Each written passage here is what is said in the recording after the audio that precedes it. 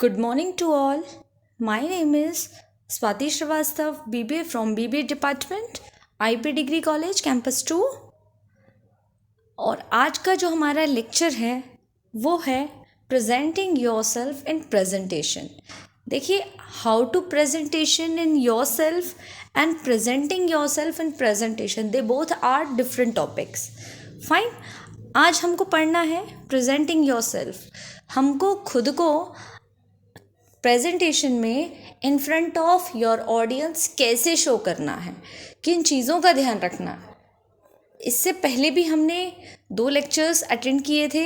I hope आपको उसमें कोई क्वेरी नहीं रही होगी, है ना। तो आज हम अपना ये जो थर्ड टॉपिक है, थर्ड लेक्चर है, उसे कंटिन्यू करते हैं, presenting yourself in presentation.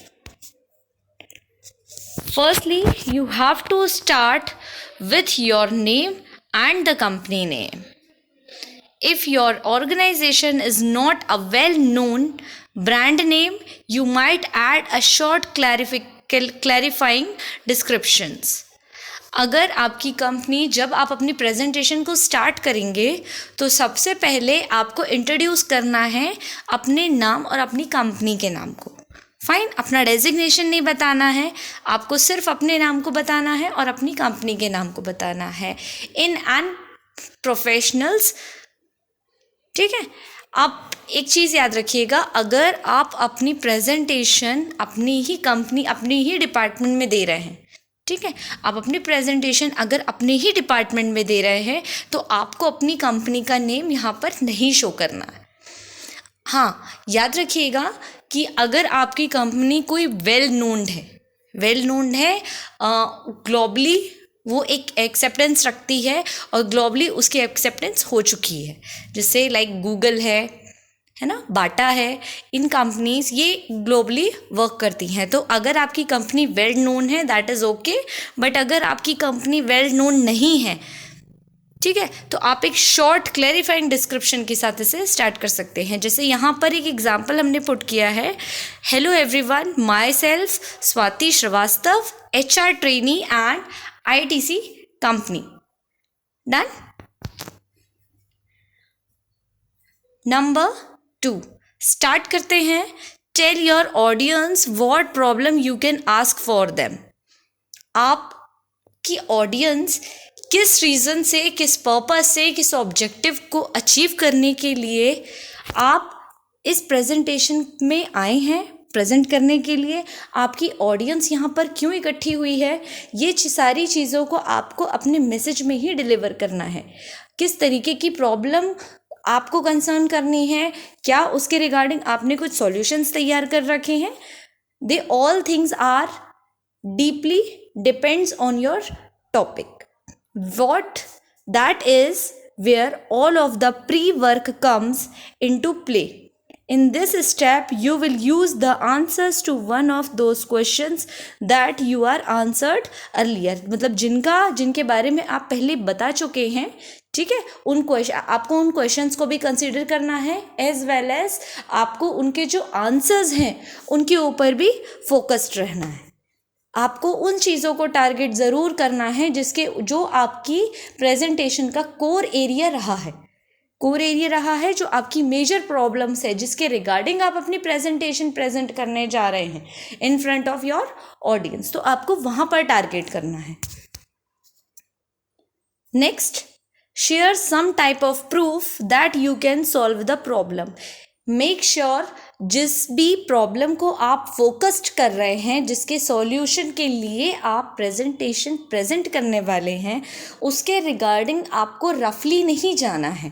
Presentation में आपको थोड़ी सी रिसर्च करनी पड़ेगी, ठीक है, और आपने जो सॉल्यूशंस निकाले हैं वो आपके फेक नहीं होने चाहिए। दैट मीन्स ऑथेंटिसिटी के साथ आपको रखना है।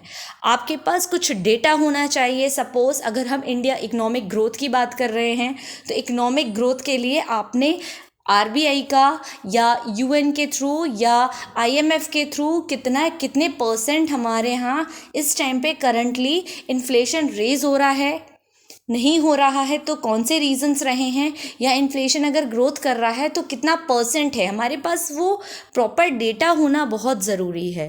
क्योंकि जब तक आप प्रॉपर डेटा को लेकर बात नहीं करेंगे, हमारी जनता को पता, हमारी जो ऑडियंस है वो उस बात से कनेक्ट नहीं कर पाएगी कि अभी आप कितने परसेंट इन्फ्लेशन की बात कर रहे हैं, अगर हम इकोनॉमिक ग्रोथ की बात कर रहे हैं तो कितने परसेंट इकोनॉमिक ग्रोथ की हम बात करने जा रहे हैं।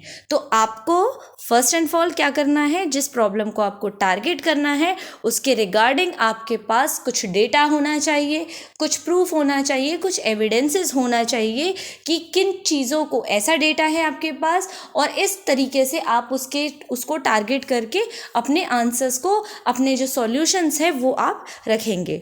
Without adding some type of proofs that you can solve this problem, you are just giving your opinion that you are an expert. बिल्कुल, अगर आप अपनी बात को सिंपल वर्ड्स में रखेंगे, विदाउट डेटा के लिए रखेंगे, तो आप यू आर एन एक्सपर्ट, ठीक है, आप एज अ एक्सपर्ट ही कंसीडर होंगे। However if you can prove it, अगर आप प्रूव कर देते हैं किस तरीके की प्रॉब्लम्स हैं, कैसा डेटा हम यूज़ कर रहे हैं और उसके रिगार्डिंग आप जो सॉल्यूशंस अपने प्रोवाइड कर रहे हैं वो किस तरीके के होने चाहिए, या जो सॉल्यूशन है आपके उस पर्टिकुलर प्रॉब्लम को डेटा के साथ टारगेट कर रहे हैं, you are also proving that you are an expert for the specific problem concerned.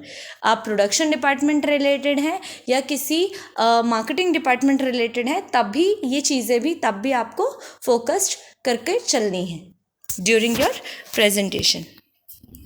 So now ये था हमारा आज का topic.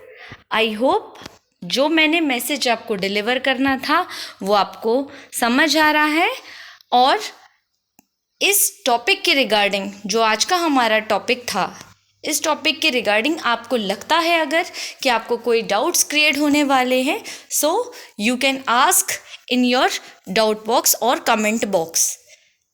Thank you so much everyone, bye bye.